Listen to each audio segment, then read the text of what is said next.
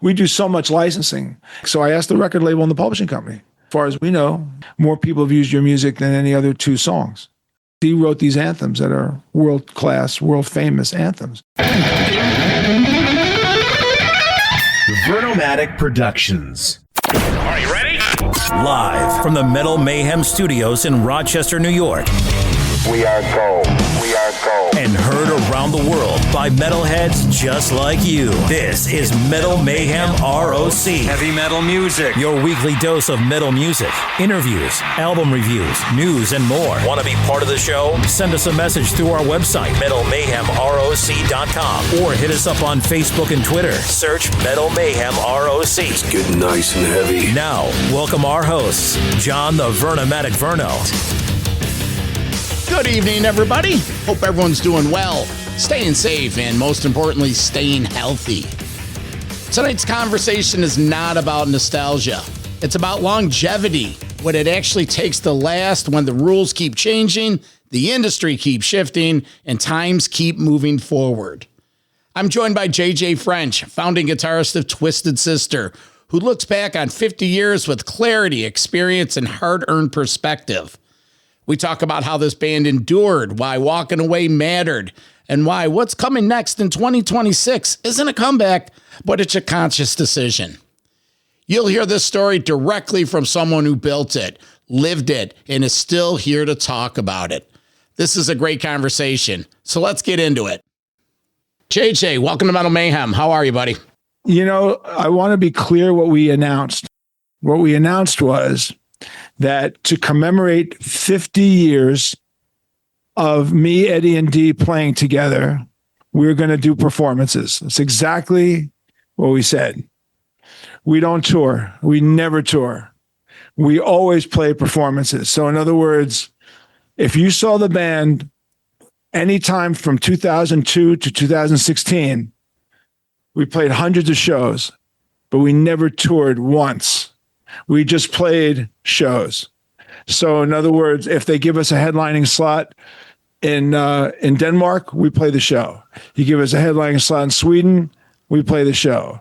You give us a headlining slot in Rocklahoma, we play the show. You give us a headlining slot in the Arctic Circle, which has happened, we'll play the show. Okay. So selective shows in 2026. Selective shows exactly the way it's always been. I figure this 2026, we will play somewhere between 15 and 30 shows in some locations around the world. Okay. All right. Well, 50 years ago, did you ever think this would be going on? You couldn't take enough LSD to think that you could possibly have a career 50 years later. But you know what?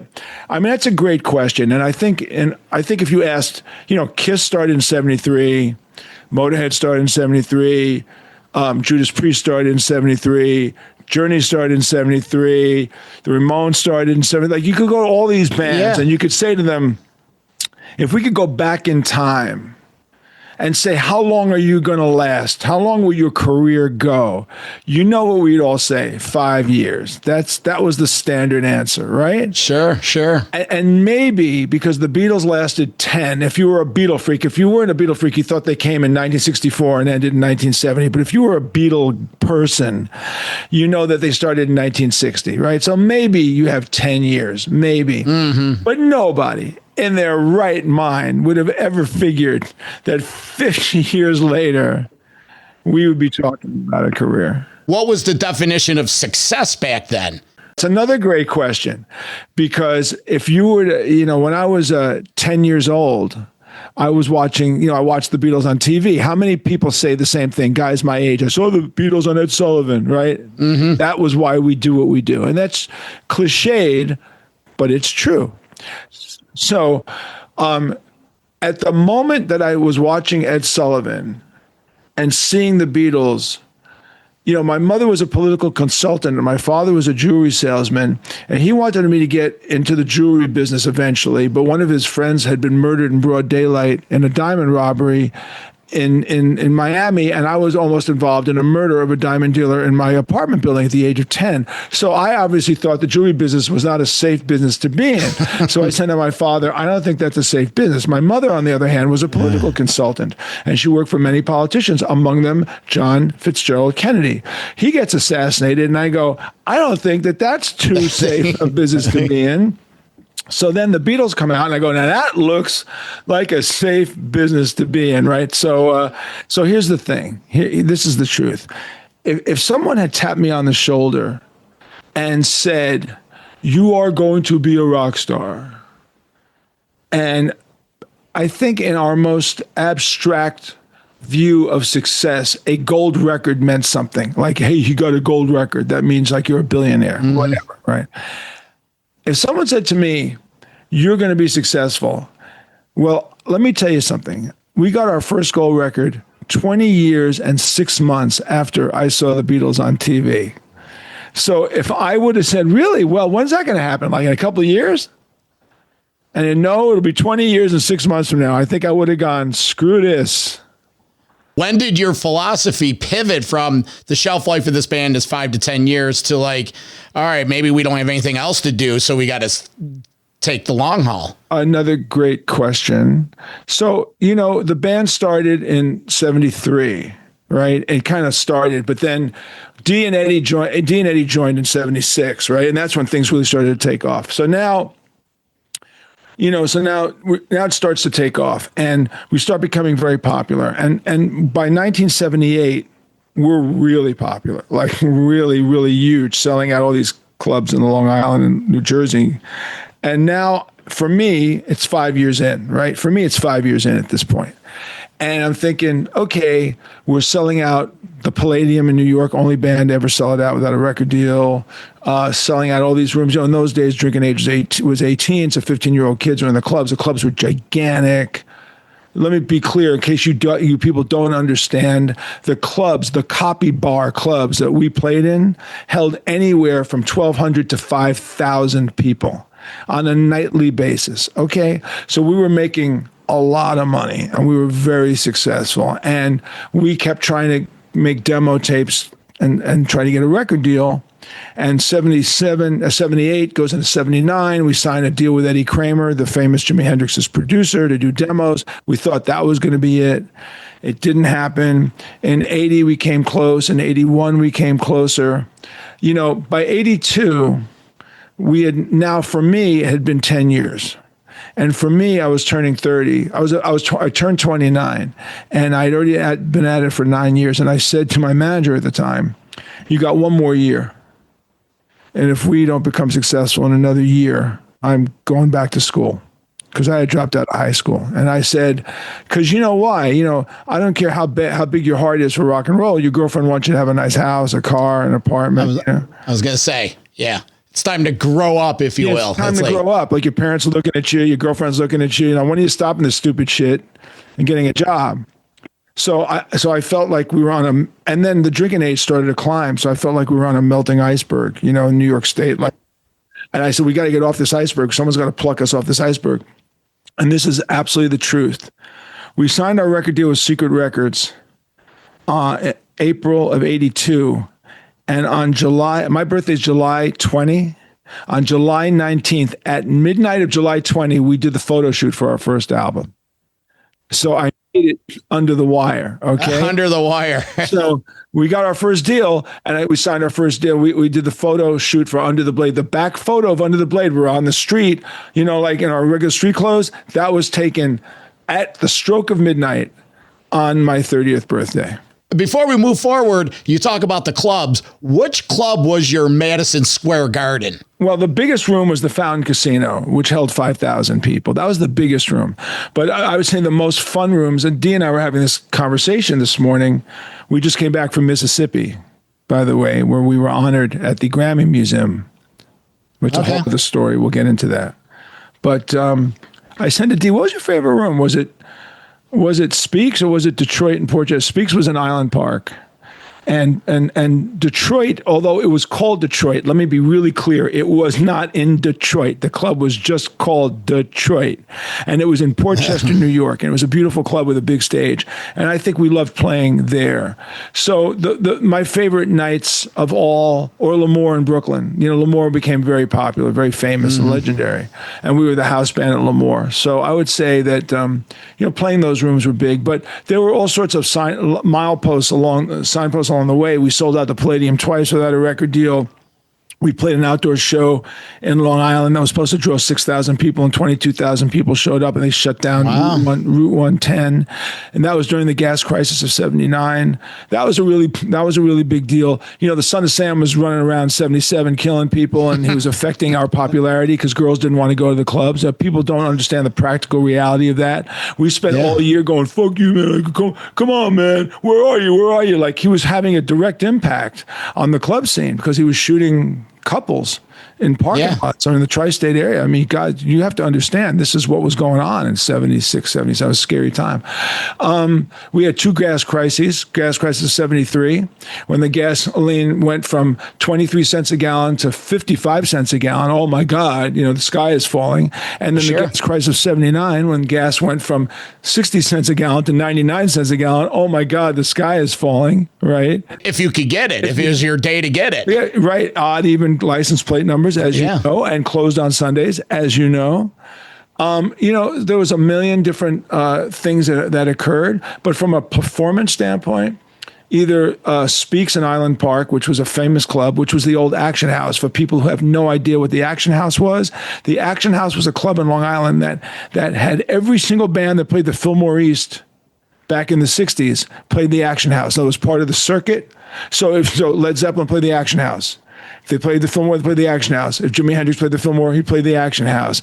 If the Grateful Dead played the Fillmore, they played the Action House. If Jay Giles played the Fillmore, they played the Action House. So the Action House evolved into a club called Speaks, and we were the house band at Speaks, and we were very, very big. But, I'll tell you, the Marquee Club in England, which is legendary, the Who did a residency there, Yes did a residency there, the Rolling Stones did a residency there, AC/DC did a residency there. We're talking the world-class bands, right? Well, when we played the Marquee Christmas week of '82, they gave us a Christmas card. The staff gave us a Christmas card and said to one of the greatest bands that ever played the Marquee. And I have to tell you what that meant to us. Oh, it was great. Was that the session that the live album came from? No, the live album happened. Again, very good question. No, the live album was recorded 3 months later. We played that date, the one I'm talking about, Christmas week. That was the week in which we played the Tube Show and got signed. The Tube Show is on YouTube. You can see it. That's where we went over there in a Hail Mary and gave it our last shot, because if we didn't get signed, that was going to be the end of the band. And we played the Tube Show. We played a show at a club called the Mayfair in Newcastle. The next day we came down. We played 2 nights at the Marquee. That's where the record label came down and said, we want to sign the band. And at that show, that's when we got the Christmas card from the Marquee Club saying to one of the greatest bands ever played the Marquee. Then we went back in April after we recorded You Can't Stop Rock and Roll, and we tried those songs out at the Marquee. JJ, let me ask you this. Do you feel that, okay, you're legendary in the East Coast, Long Island, New York, tri-state area, but once you went over to Europe and the UK, those people were thirsty for American bands. What does the UK mean to you in the history of Twisted Sister? They got it when other people didn't get it. Yeah. They got it. Like, they really got who we were. They got the humor of it. They got the power of it. Yeah. And they fell in love with it without the negativity that existed in the Long Island kind of like a tri-state bar scene where we were very popular, but nobody in New York City gave us any respect. And you have to understand that at the exact same time that Twisted Sister was dominating the bar scene, that was the exact same time that CBGB was dominating the downtown New York scene.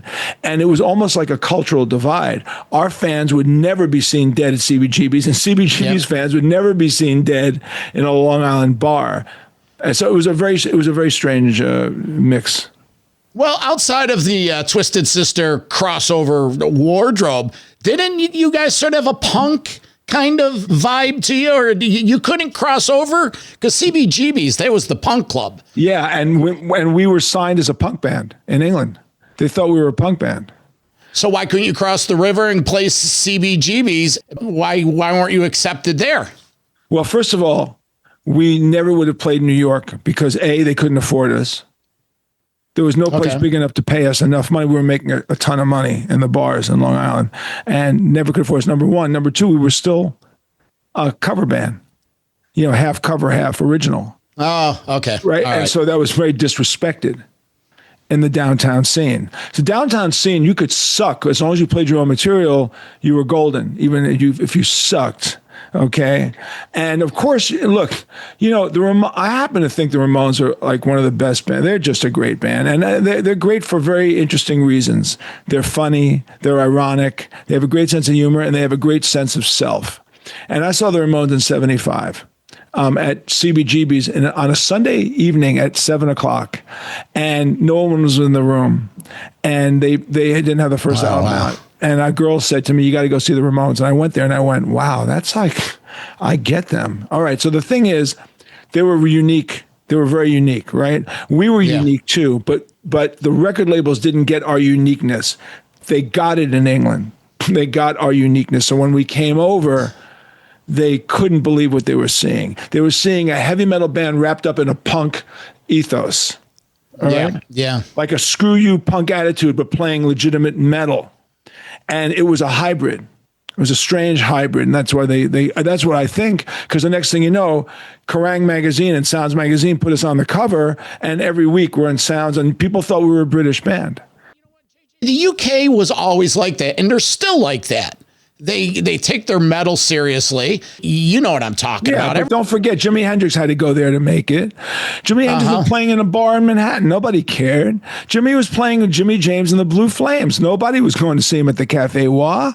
The story was that Keith Richards' girlfriend, Barbara Keith, knew Jimmy and said to Keith Richards that he's the best guitar player I've ever seen. And Keith says to her, "Well, then the Animals are in town next week, and why don't you grab Chas Chandler and take him down to the Café Wa." So on August 5th, 1966, and you're going to ask me, why do I even know that it's on August 6th? I said, it's because I was at that show at the age of 14. That's why. I had no idea what was about to happen. But Barbara Keith grabbed Chas Chandler, took him down to the Café Wa. He saw Jimmy James and the Blue Flames. He freaked out and told Hendrix, "I'm going to quit the Animals. Stay tuned. I'll be back in 2 weeks." The point is, Jimi Hendrix had to go there. The Stray Cats went to England to become successful. They didn't make it, and they were a really great band, but they had to go to England. And yet, Led Zeppelin couldn't get arrested in England, and they had to come to the United States to become successful. I mean, they never wanted to play England. They said England doesn't respect us. We can't sell tickets. I think this is Led Zeppelin. Let's talk about some reality here, right? Yeah, well, in the earliest days of Zeppelin, they go, "Why would we play England? Nobody likes us here. The reviews are terrible, and you can't sell tickets. So let's go to America."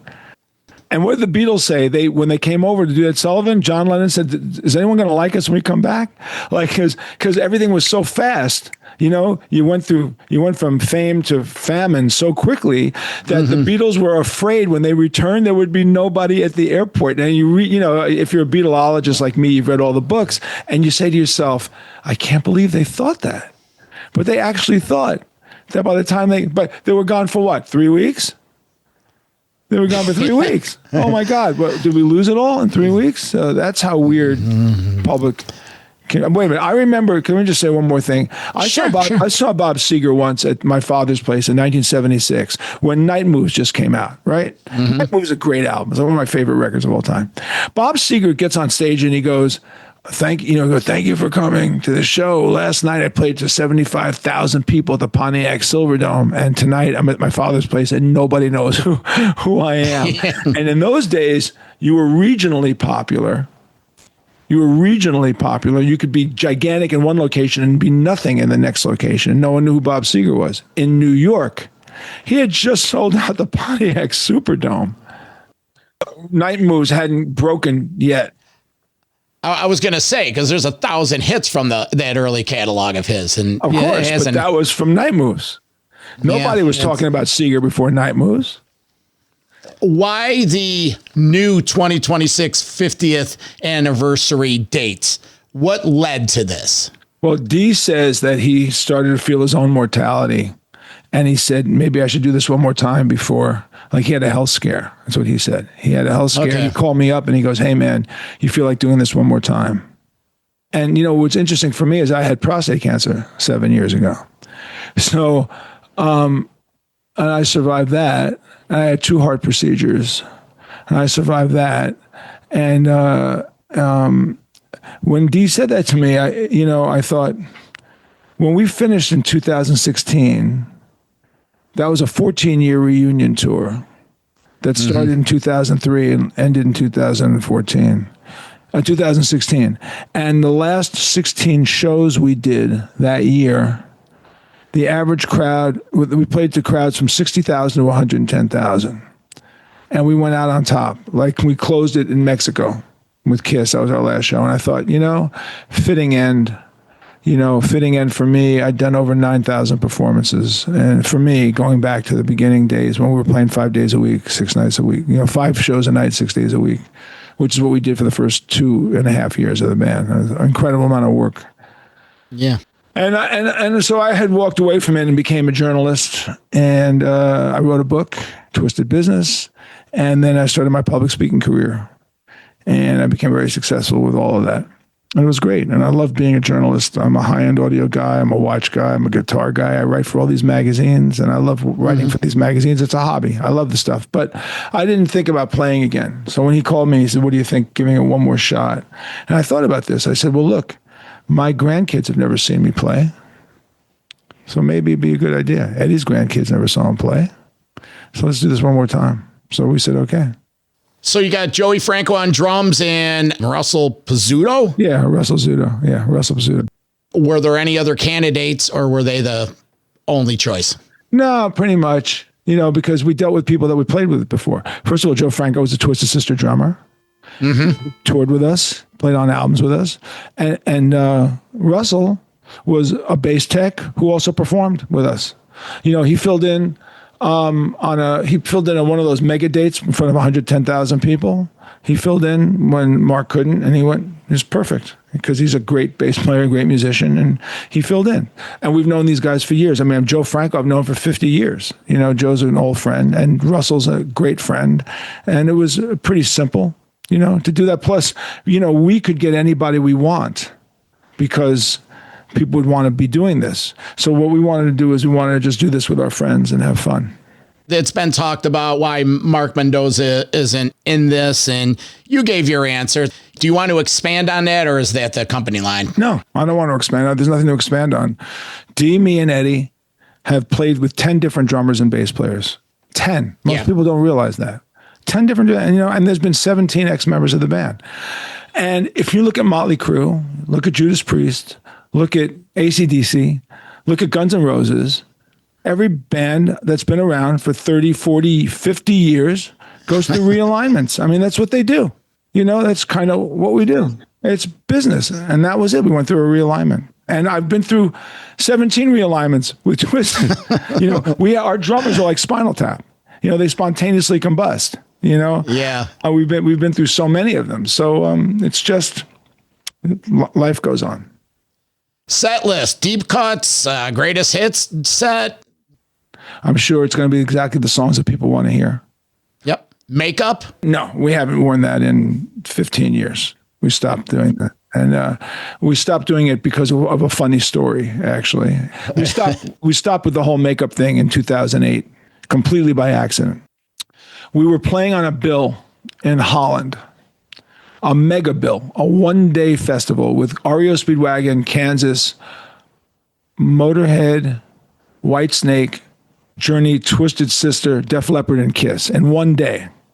And all right, imagine that, one day. Yeah. And it was in a gigantic field. And the tickets were 79 euros. Can you imagine that for all these bands, right? All these incredible bands. All of them have tons of hits, right? Journey, Whitesnake, Twisted, Motorhead, REO Speedwagon, Kansas. Everyone's got hits. like hits, right? Kiss, hits everywhere. And the promoter goes, yeah, this is going to be the perfect day. Everybody's going to do an hour starting at noon. And it's going to be exactly two stages every hour on the hour. So you had 50,000 kids in a field, and they would walk to the one end of the field and then walk to the next for the next band, and then walk to the next for the next band, and walk for the next band, right? So our stage time at that show was 4 PM. Kiss was 7. They were headlining. They were 7, right? So I think we were 4 PM. So we all get there a day before, and Dee decides to take the last plane flight out of New York to arrive in Amsterdam at 8 AM and be driven to Nijmegen, which is 2 hours away, to do the show. So Dee goes to Kennedy Airport, gets on the plane, he takes an Ambien, goes to sleep. He wakes up 7 hours later and he says to the guy next to him, wow, man, what a flight. Didn't even feel like it moved. And the guy goes, because it didn't. We've been on a weather hold for 8 hours. Wow. So the flight doesn't take off. And when it does take off, it arrives at 2 PM in the afternoon at Schiphol Airport, and there's no way that Dee is going to make it to the show. And the promoter is sitting there, and we're all sitting around in T-shirts and jeans, and the promoter goes, well, you know, if you don't play, you lost your money. You know, we know that. And so we're sitting there going, well, I guess this is the only time it's ever happened, but it looks like we're not going to be able to play. And my tour manager agent, Danny, said, you know, what if we fly Dee in on a helicopter?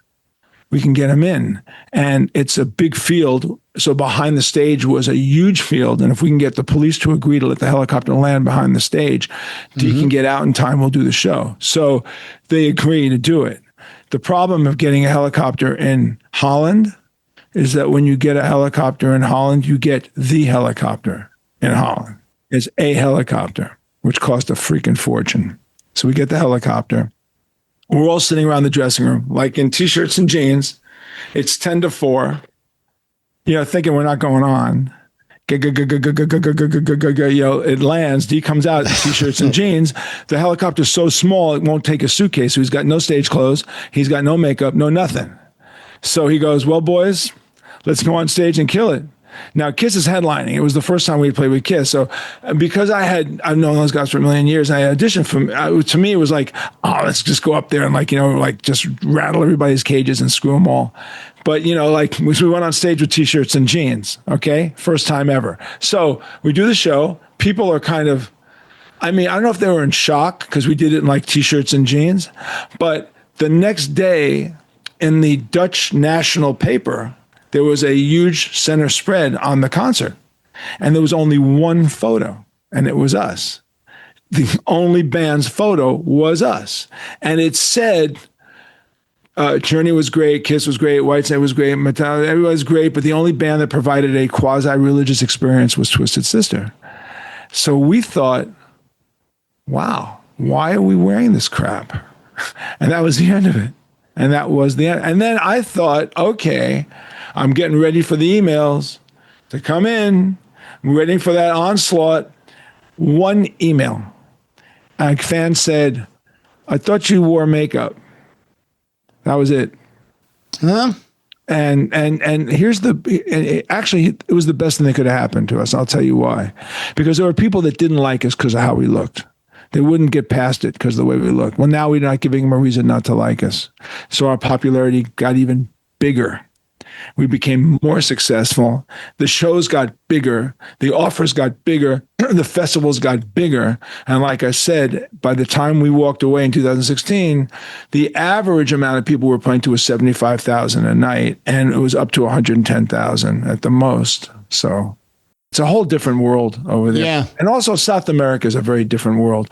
We play soccer stadiums in South America. And in South America, the fans are incredibly passionate. Not to take anything away from the German fans and the Swedish fans and the Dutch fans, Norwegians, they're all great. But the South American fans, man, do you know that our number one Spotify country is Mexico? No. Interesting. Well, they're rabid. They take it seriously. None of them were born when our records were out. I mean, we would walk around the streets and I see these kids are 17 years old. And I go, why? I said, you know, like, thank you so much for being a fan. what do you listen to?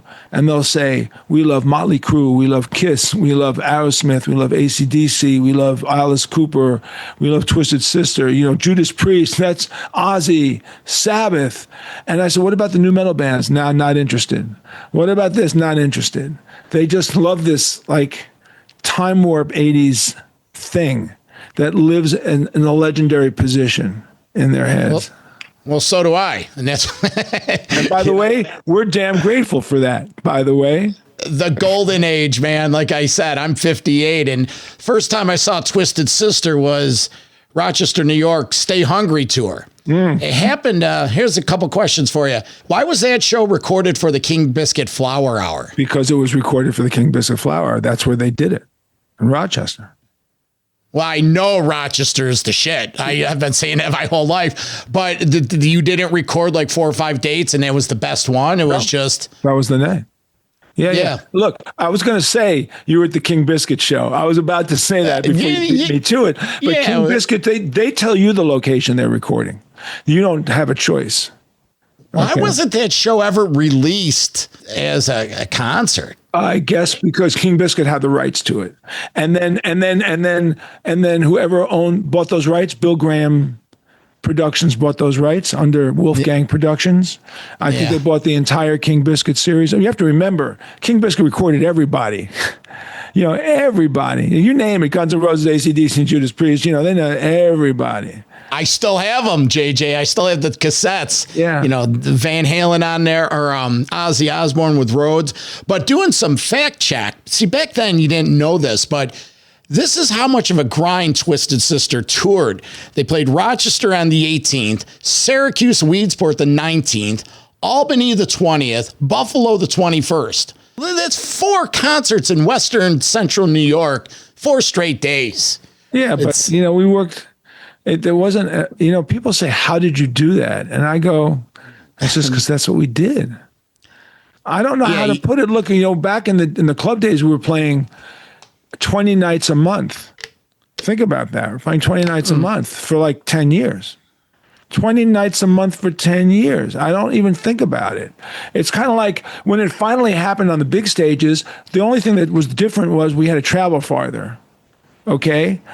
And by the way, we worked less because remember in those days you played 3 1-hour shows or 4 40s. Now I'm just doing a 45 or a 60 or a 75. And, also don't forget when you're an opening band, you go on at 7:30 in the evening and you're done at 8:15. Like you're done your day is done at 8:15. When you're an opening act, you start at 7:30 and at 8:15. Then you're the middle act, and you go on at 8:45 to 9:30. Then you're done at 9:30, and you get in your bus and you drive. If you're a headliner, you go on at 9:45 and you end at 11, and you get in your bus and drive. In the bars, you know what time we got home every night? 6 a.m. I was going to say the next morning. The next morning. Yeah, you got to the club at 7 to do a sound check. You hung out, you ate dinner, you started your first show at 10. Your last show ended at 3 a.m. and you were home at 6 a.m. And that happened every night. Yeah. I mentioned earlier my co-host, Metal Walt. He's from New Jersey. He couldn't make it today. He wanted to get this out to you. Some of your remembrance of many reunion shows, the 911 New York City, Sweden Rock 2022, but more importantly, Morristown, the Twisted Christmas, and the final U.S. show with Mike Portnoy. Metal Walt was at all of these. He just wants your reflection on those shows. Well, the Christmas shows were phenomenal. They were just different. They were so much fun to do. The Christmas album was a hit. It wasn't expected to be a hit, and it was an international hit. Did really well. And we played it all over the place, and people loved it because we did famous Christmas songs, but heavy metal versions of them. So everybody could sing. Like everybody could sing along with Christmas songs because they knew every song. Deck the Halls, like whatever, Jingle Bell. Like it was a great concept, and we had a lot of fun doing it. So all my memories of the Christmas shows, regardless of where they were always great. The last show in Jersey was raining. And it wasn't the last American show, but it was the last show in Jersey. We did one more show in South Dakota in a bizarre concert hall that was a combination gun store, pawn shop, radio station, gym, shooting gallery, school. Like it was a weird. The building was called God, Guns, and Rock and Roll, and that was the last domestic show, I believe, that we played on that tour. And I remember that because it's God, Guns, and Rock and Roll. And so there was a gun store there. So the guy says to me, "Y'all from New York? Yeah. You want to buy a gun? No." He goes, "You married?" I go, "Yeah." Why don't you buy your wife this beautiful little pink pistol? And it's got to give a pink holster and all that. And I went, because it's just not something that we do. Well, thank you. I said, "I appreciate your hospitality." I said, "God forbid I should have it with me and try to take it through an airport. I don't think that would be too good, but thank you for the offer. It's a whole different world. Different world to me. I guess people, you walk in the store and buy a gun." And the guns were very pretty. 40 years ago was that PMRC. What's your reflection on all that? Well, the whole thing was just dumb. Now, I said, can we sell more records from this? And if we can sell more records from it, fine. If not, what the hell, It had a double-edged sword because DK said how straight the band was, and the record label was livid. The record label says, never tell the people that you don't do drugs and alcohol. It's the worst thing you can do for your career. I think of the irony of that statement. In any other business, you know what I mean? You do drugs and alcohol, stuck with a 14-year-old girl in a hotel room, your career is over. In my business, in the rock business, if that happens to you, they name a building after you and give you a Grammy, So they got really upset. They didn't want Dee to testify. Don't tell people you're a nice, upstanding guy who's faithful to your wife and, you don't get high. That'd be the worst thing you can do. So Dee's very smart. He's very articulate. I think he represented us quite well. He said, like, you guys are such hypocrites. Under the Blade, you think it's some devil-worshipping song. I wrote it about Eddie's tonsillectomy. It's like, we made videos that were comic videos that were fun. Look at what happened after that. Look at the real crap that kind of came out after that. Our stuff was like Disneyland stuff, and they came after us, and it was Democrats. And I was offended because, we're Democrats. It's supposed to be like the right-wing Republicans from down south. They're the ones that, but they passed laws to keep us out. They passed anti-rock laws in the South. And that was the result of those hearings. They passed anti-rock laws that said that if you performed sex with children, dead people, or animals, you weren't allowed, or sung songs about having sex with children, dead people, or animals, you couldn't play in these towns. And these local townspeople thought for sure we did those things. And the promoters would go, "Nobody does those things. No, we don't believe it." So they would harass us. They would come down. They'd send the police out after us. Dee got arrested for obscenity in Texas. We got harassed by police chiefs. And man, it was like Gestapo tactics. We played one place where they had aimed at rifles at us the whole night. And they said, if you curse, we'll shoot you. Like, we're talking really dumbass shit that went down there. And I remember one group of born-again Christians came up to us and Amarillo or San Antonio. And they said, they came up backstage. They said, "Man, you guys curse a little bit, but you're damn entertaining." And I said, "Are you telling me you like us?" And he goes, "Yeah." And I said, "Do me a favor. Never tell anybody you like us. Nothing will destroy my reputation more than to have someone like you telling someone else that we thought that we were a good band." So it was a strange life.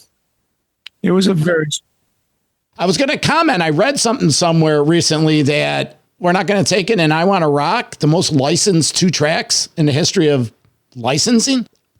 Metal, yeah. No, history of the genre of 80s metal, yeah. Oh, okay. More TV shows, soundtracks, commercials. We do so much licensing. And so for a while I thought, how much do we do? Are we really that, so I asked the record label and the publishing company. I said, before I go hyperbolic and make a statement that sounds like I'm an idiot, is this true? And they went, as far as we know, you've got more licenses than more people have used your music than any other 2 songs. So we're honored for that. I mean, we're known for those 2 songs. Dee wrote these anthems that are world-class, world-famous anthems. NPR had a survey done 5 years ago at 4th of July, the 30 songs that unite Americans. And they published the 30 songs that unite Americans, and we're not going to take it was number 3.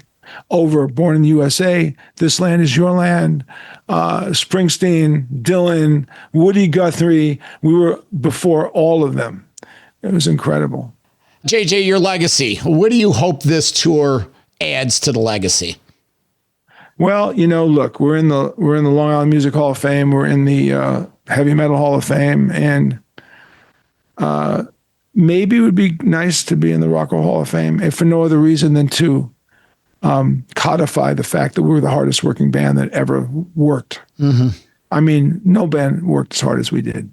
No band went through what we went through. Now, to be fair to all of my contemporaries in the industry, I'm going to be very clear.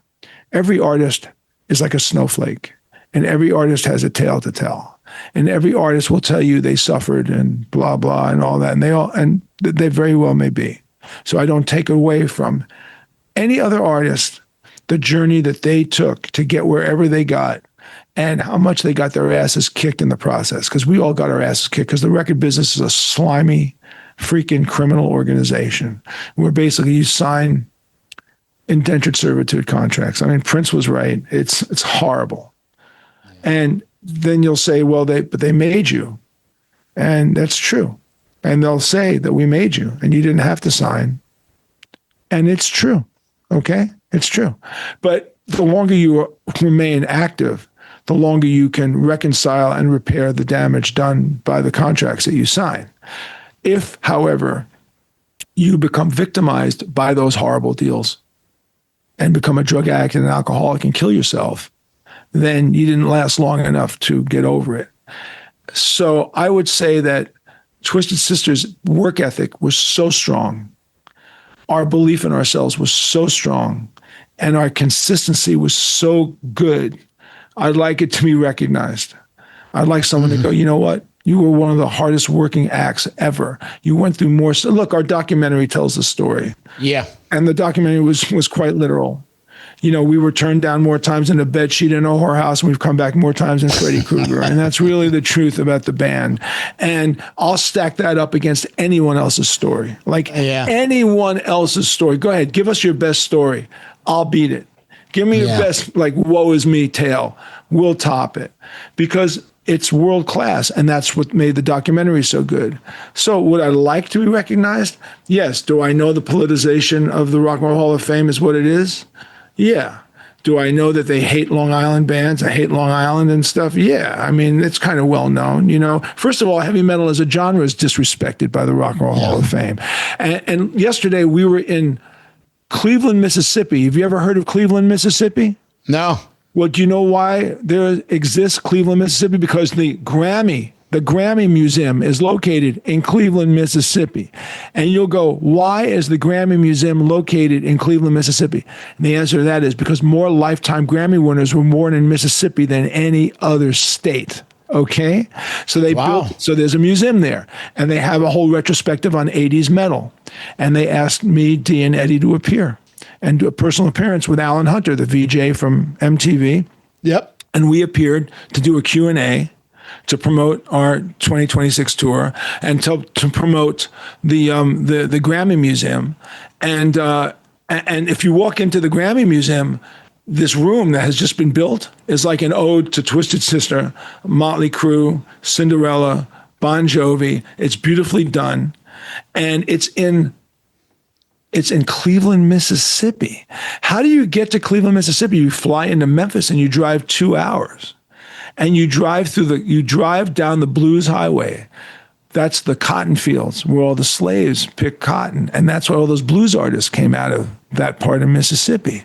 So I went to visit the Museum of B.B. King, one of my heroes in Indianola, Mississippi. Albert King comes from there. The amount of classic blues musicians who came out of Mississippi, Robert Johnson, the Crossroads, everything is there. Everything is there. It was a very emotional time, and they asked us if we would appear and do a Q&A about the genre of heavy metal. And so we went down there and we did a 2-hour Q&A with Alan Hunter for the invited guests, and it was really incredible. Look, my point being is that the 80s bands kept the music industry going and the content industry going and gets no respect for it. Yeah, I agree. Congratulations on that. Are we going to be able to see it? Is it going to be produced online somewhere? I have no idea. Okay. I really don't know. I really don't know. You know, we kind of like, we were shocked that they contact, like, you know, and then everyone said, yeah, let's go do it. Let's do it. Like, you know, let's do something we've never done before. And me, Dee, and Eddie got together and did it. It was a lot of fun. The people down there are just great, like great. And they were such supporters of our genre of music. And I'll urge people to go there, you know, go down to Cleveland, Mississippi, and go to the Grammy Museum in Cleveland, and you'll be blown away by it. JJ, promote the JJ French brand. You're all over the place. Here's your chance to let everyone know. Well, I write for a whole bunch of magazines. I'm a high-end audio specialist guy, so I go to these crazy high-end audio shows. If you don't know what high-end audio is, it's beyond me to tell you, but let's just say that there's a world of high-end audio, which is the audio equivalent of owning Maseratis and Lamborghinis, and it's turntables that cost anywhere from $50,000 to $500,000, and CD players that cost anywhere from $5,000 to $250,000, and speakers that cost anywhere from $2,000 to $1 million, and amplifiers for your stereo that cost anywhere from $3,000 to $850,000, and it's all for home stereo, all home audio, not professional, all home audio stuff. It's insane stuff. And, you know, can you put a great system together for $5,000? Yes, you can. I do that for my friends all the time. But if you're into the esoteric world of high-end audio, that's a hobby of mine. So I write for audio magazines like the Tracking Angle. If you read the Tracking Angle, you'll understand. I write for that. Tone Quest Report is a super niche guitar magazine. I just did a feature interview with Oz Noy, who's one of the greatest guitar players in the world, who happens to be a neighbor of mine. I interviewed him for a cover story for Tone Quest Report. Copper, which is another audio magazine. I was just featured in Revolution, which is the world's most beautiful watch magazines. I have a watch collection. I go to watch shows because I find watches to be fascinating. Like the idea of why you'd wear a watch that costs $2 million is beyond me, but I find it fascinating. By the way, Eric Singer from Kiss, that's his world. Watches. His world is watches. Yeah, he's a watch specialist. He builds watches. He actually goes to factories. From what I understand, he can actually build those crazy, like the Vacherons and the Pateks and all that kind of stuff. Isn't Danny Spitz of Anthrax? Isn't he involved in watches? He may. I thought when he got out of Anthrax, he was the watch guy. Okay, he may. I think I've heard his name in that world. So that world is crazy because that world covers watches that go for anywhere from $2,500 to $5 million. You know, like $5 million. The most expensive Richard Mille is $5 million. The most expensive Vacherons are $2 million. The most expensive A. Langes are $4 million. The most expensive George Daniels and Roger Smiths. These are names you never even heard of. Romain Gaultier, Grubel Forsey. These are all companies that make these insane watches. What do you wear? What do you have? Oh, I wear a $200 Casio. Okay. and how high end is your home audio setup? Pretty high end. It's up there. After all these years, 9,000 gigs, all these Marshalls, your hearing is still good enough to know the difference? According to my wife, it ain't. No, I wear hearing aids.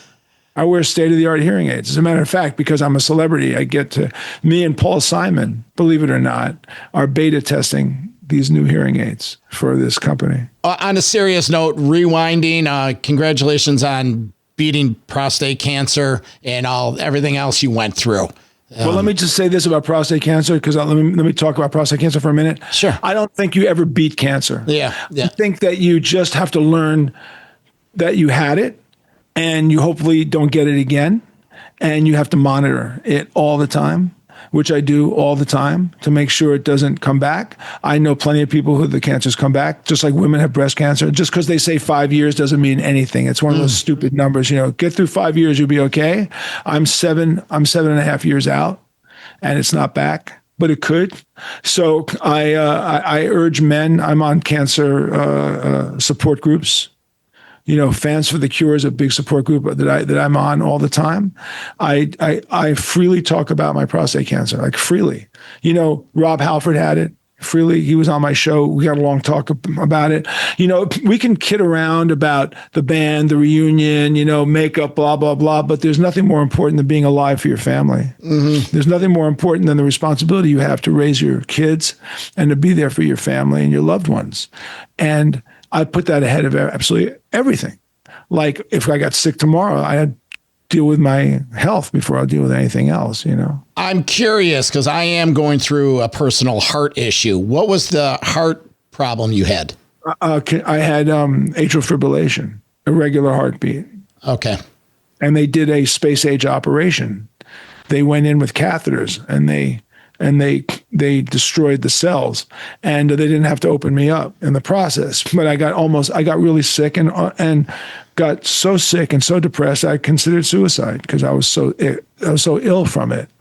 But I was cured, and I'm grateful that they cured me.